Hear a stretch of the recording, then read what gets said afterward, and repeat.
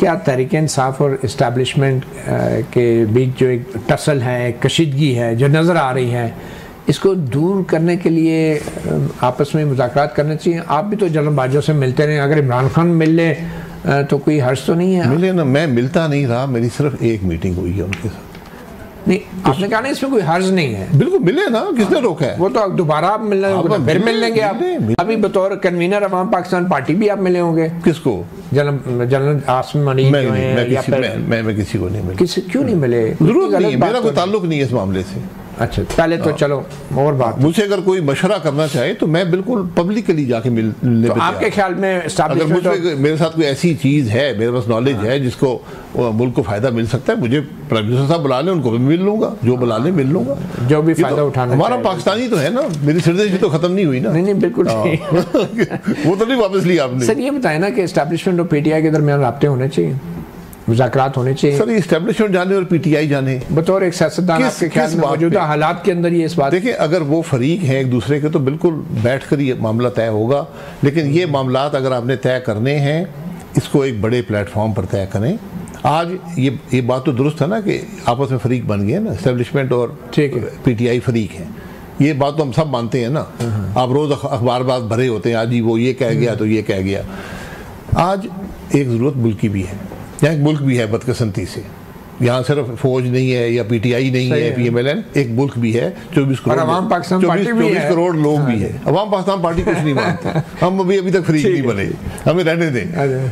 तो अब इशू ये है कि मुल्क कैसे चलेगा, आप वो रास्ता ढूंढें अपने। आप बताएं ना, आपके नज़दीक क्या? मैं 100 दफ़ा बता चुका हूँ, आपको पहले भी बता चुका हूँ, एक टेबल पर बैठना पड़ेगा, कोई और चॉइस नहीं है। ये टेबल जो है जेएचक्यू का होगा या इधर पार्लियामेंट? मैं अवाम पाकिस्तान मुहैया करेगी। अवाम पाकिस्तान आप बुला रहे हैं सोच से? टेबल जिसका भी हो, आपकी सोच से जुडिशरी नहीं, मेरा ये काम भी नहीं है और ना मेरा वो। उसमें फौज के नुमाइंदे भी होंगे, फौज के सरबराह, जुडिशरी के सरबराह, 5 मेजर पार्टीज के सरबराह। अच्छा, ये बैठे आगे के रास्ते का तयन करें। इसमें कोई कॉन्स्टिट्यूशनल बार नहीं है।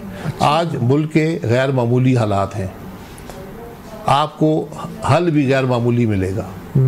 आपके मुल्क को स्टेबिलिटी चाहिए, कंटिन्यूटी ऑफ पॉलिसी चाहिए, आपको रिफॉर्म का एजेंडा चाहिए। ये किसी जमात के अंदर ये सलाहियत नहीं है। तो ये बात आप वज़ीर-ए-आज़म बनने से पहले नवाज शरीफ को बताते ना कि भाई बैठी आप क्या कर रहे हैं? उस वक्त तो मुल्क चल रहा था मेरे भाई। किधर चल रहा था? आप कैसे आए फिर? जिस तरीके से चल रहा था, किसने तोड़ा, क्यों तोड़ा?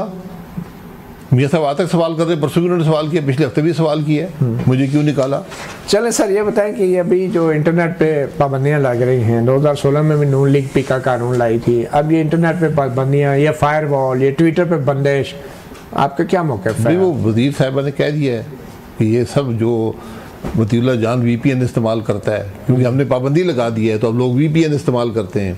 जब वीपीएन इस्तेमाल करते हैं तो इंटरनेट की जो बैंडविड्थ है वो मुतासिर हो जाती है, तो इंटरनेट स्लो हो जाता है। हमारे प्राइम मिनिस्टर साहब खुद भी वीपीएन इस्तेमाल करते हैं। सही है, तो सारा कसूर तो प्राइम मिनिस्टर साहब को हुआ। ये तो हुकूमत ही वीपीएन वाली तो आपके ख्याल में ये दुरुस्त है या गलत है? क्या बात? अवाम पाकिस्तान क्या सोचते हैं इस बारे में? अवाम पाकिस्तान के अवाम क्या सोच रहे हैं ये पता करें पहले। दुनिया अरबों डॉलर इन्वेस्ट करती है इंटरनेट की स्पीड तेज़ करने के लिए कि लोगों, क्योंकि आज इंटरनेट जो है ये हवा की तरह है, इसके बगैर आपकी ज़िंदगी अब मफलूज हो जाते हैं। ऑक्सीजन, हर चीज़ आज इस पे चलती है। सही, आज आप अपनी पूरी ज़िंदगी गुजार सकते हैं इस छोटी सी डिवाइस पर, लेकिन इसको चाहिए स्पीड। जितना आप स्लो करेंगे इतना आपकी इकॉनमी मुतासिर होगी। तो ये बात किसको समझ नहीं आ रही? जिसने भी ये प्राइम मिनिस्टर को समझ नहीं आ रही, वो तो खुद वीपीएन ने, ये किस प्राइम मिनिस्टर साहब ने किया। अच्छा, प्राइम मिनिस्टर कर रहा है, और तो कोई ताकत? और मतीउल्लाह जान ने किया है। अच्छा, वीपीएन इस्तेमाल कर करके। भाई मैं तो टेक्निकल आदमी नहीं हूँ, मुझे मुल्क की वजीर बता रही है कि सर क्या वो पंजाबी कहते गल साढ़े ते आ गई तो सुलह ही कर लो। आपने कहा कि ये एक फौजी अफसर का, एक कोर्ट मार्शल का मामला है, तो ये वो फौजी अफसर है जिसके बारे में आपके लीडर, साबिक लीडर माजरत के साथ नवाज शरीफ बराह रास्त नाम लेकर इल्ज़ाम लगाते रहे। जनरल बाजवा, जनरल फैज़ ने किया, और फिर हाई कोर्ट के एक जज इन फौजी अफसर का नाम लेके कहते रहे कि जब DGI थे और उसके चंद हफ्ते बाद आप वज़ीर आज़म भी बन गए कि ये मुदाखलत करते रहे, उनसे मुलाकातें करते रहे, शरीफ ख़ानदान को ज़मानतें नहीं देनी, हमारे 2 साल की मेहनत ज़ाया हो जाएगी, ये वो वाले फौजी अफसर हैं। तो आप कहते हैं ये कोई बहुत मामूली फौजी अफसर हैं? बिल्कुल, हर फौजी अफसर होता है रिटायरमेंट तक, फिर रिटायर्ड अफसर बन जाता है और वो एक कानून के तहत काम करता है। अगर हुकूमत आज उसी जमात की है, मियाँ साहब उस जमात के सरबराह हैं, तो उनको पूरा हक हासिल है कि वो इनके खिलाफ कार्रवाई कर सकते हैं। होनी चाहिए कि नहीं, ये बताएं ना। अगर उनके पास ये एविडेंस है, एविडेंस बेस्ड कार्रवाई होती है। आपके पास कोई एविडेंस नहीं है कि मेरे पास सियासत की है या सियासत में इंजीनियरिंग की है? मैं तो हुकूमत में नहीं हूँ ना। एविडेंस आपके पास हो तो आपको कार्रवाई बिल्कुल करें, आपकी ये हक है। अगर कोर्ट के पास कोई एविडेंस है, बिल्कुल कार्रवाई कर सकते हैं, उनके खिलाफ चार्जेस हैं। आपको तो कोई शिकायत नहीं है जनरल फैज से? मुझे कोई शिकायत नहीं। आपकी मुलाकातें रही हैं उनसे या उनके? मेरी जिंदगी में 2 मुलाकातें हुई हैं। अच्छा। एक जब जनरल बाजवा साहब से हम 3 लोग उनकी ख्वाहिश पर उनसे मुलाकात की थी 2018 में। कौन कौन थे सर? ख्वाजा आसिफ साहब थे, मैं था और मिफ्ता इस्माइल साहब थे। अच्छा। और मियाँ साहब से पूछ के हमने मुलाकात की थी और उसमें सिर्फ इकॉनमी डिस्कस हुई थी। उसमें बाजवा साहब थे और फैज साहब थे। पहली दफ़ा मैंने फैज साहब से। सागडार साहब नहीं थे उसमें? नहीं, सागडार साहब उस वक्त मुल्क में नहीं थे। मुल्क में नहीं थे। तो ये हुकूमत ख़त्म, ये जब आप 2018 की बात है, जब आप केयर टेकर गवर्नमेंट से पहले की आपकी गवर्नमेंट थी? नहीं जी, ये हुकूमत PTI की बन गई थी। ये नवंबर की बात है, डॉक्यूमेंटेड है, कोई ऐसी बात नहीं है। और उसके बाद एक पार्लियामेंट्री जो कोई वो हो रहे थे। उस मीटिंग में क्या बात हुई थी? इकॉनमी पे, सिर्फ इकॉनमी पे। उन्होंने कहा बाजवा साहब ने कि ये मुझे ये तशवीश है, ये मसाइल हैं, क्या होगा। एक राय का एक्सचेंज ऑफ व्यूज था, काफ़ी लंबा। तो आप एक आम ऐसे फौजी अफसर के पास मुलाकात के लिए आप क्यों चले गए बतौर सियासतदान? आप तो कहते हैं ये फौजियों का अंदरूनी मामला है, आर्मी एक्ट होता है, फिर आप मुलाकातें भी करते हैं, तो आपको महसूस मुलाकातें देखें, हम अपोजिशन में थे। तो आर्मी चीफ से क्या आपका ताल्लुक? आर्मी चीफ ने कहा मैं मिलना चाहता हूँ, इकॉनमी डिस्कस करना चाहता हूँ। जनरल फैज भी मौजूद थे उस मीटिंग में? जनरल फैज उनके साथ थे, उनकी तरफ से एक ये मुलाकात होगी। और इसके आर्मी अफसर से मिलना कोई जुर्म नहीं है। नहीं, कोई जुर्म नहीं।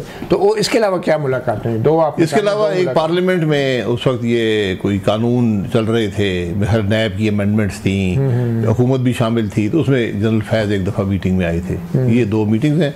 उसके बाद पिछले 4-6 महीने में 2-3 शादियों में मुलाकात हुई है। अच्छा। तो ये जो आप फौज के अफसरान से मईशत के बारे में बहस करने गए या गुफ्तगू करने गए या तबादला ख्याल करने गए, तो फौज के जो अफसरान हैं इनका मईशत से क्या लेना देना? इनकी क्या एक्सपर्टीज़ है? आप जैसा आदमी जिसका एक बड़ा एक्सपीरियंस है, वो भी इनके नहीं, वो भी उनका भी अपने किस कैपेसिटी में वो आपसे कैपेसिटी में फौज भी इस मुल्क का हिस्सा है। अच्छा। उनके पास भी अपने इकोनॉमिक विंग्स हैं, वो देखते हैं मुल्क की इकॉनमी कहाँ जा रही है। उनका क्योंकि इकॉनमी उनका हिस्सा होता है, उनको बजट इकॉनमी वहीं से आता है। अच्छा। वो नज़र रखते हैं, वो अपनी कोशिश करते हैं, उसमें अपनी इनपुट भी देते हैं और ये बातें NSC के टेबल पर डिस्कस होती हैं। अच्छा। इसका फॉर्मल एक चैनल भी है। NSC किसी मकसद के लिए बनी हुई है ना, इसी मकसद के लिए कि वो इस मकसद के लिए कि आर्मी चीफ अपोजिशन लीडरों से मुलाकातें करें, बुला के उनसे डिस्कशन करें। अपोजिशन लीडर से बिल्कुल। क्या ये सियासी सरगर्मी नहीं है? नहीं, क्या ये ओथ की खिलाफवर्जी नहीं है आपकी भी और आर्मी चीफ की भी? जी, हमको छुप कर तो नहीं गए थे ना। नहीं छुप के, इसलिए अगर ये उस वक्त की हुकूमत को इख्तलाफ है इस बात से, तो वो कार्रवाई कर सकती है उनके खिलाफ। ठीक है। बहरहाल आप कहते हैं कि जनरल फैज के ऊपर किसी किस्म की सियासी सरगर्मी का इल्जाम अभी सामने नहीं आया और ना ही आपके पास कोई एविडेंस नहीं है। अगर हुकूमत वक्त के पास है तो वो कर लें, और अगर जजेस के पास है वो कर लें। आपके पास कोई एविडेंस है वो प्रोवाइड कर लें।